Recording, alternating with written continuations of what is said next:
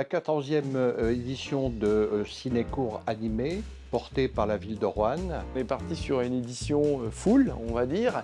On a donc des projections, plus de 60 heures de projection dans les cinémas. Vraiment, on a une programmation très complète qui va être proposée, donc du 20 au 26 mars, et même durant tout le mois de mars, on peut dire.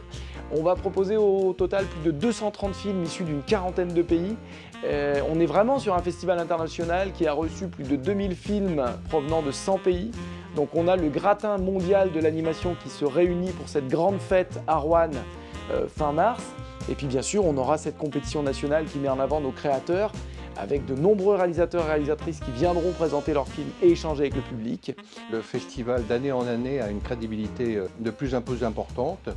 Et ce qui est intéressant, c'est que cette crédibilité rejaillit sur la région, sur la ville de Roanne bien sûr. Mais en tout cas, c'est vrai que maintenant, quand on voit le nombre de films reçus, par exemple, c'est vrai que c'est assez important et ça permet de faire une programmation assez intéressante. Et aussi, une des idées du festival, c'est de réussir à toucher tout le monde en fonction des séances. Par exemple, pour les familles, il y a les séances au Grand Palais, Drôles d'animaux, Comédie à la française, ou encore les séances jeunes publics à l'Espace Renoir. Et puis, pour les adultes et les adolescents, toutes les compétitions et des rétrospectives, avec cette année, par exemple, un spécial danse et cinéma d'animation.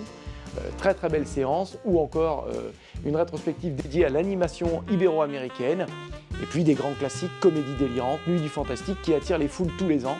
Donc c'est ça un petit peu l'idée du menu de ce festival, c'est de réussir à toucher tout le monde sur différentes propositions.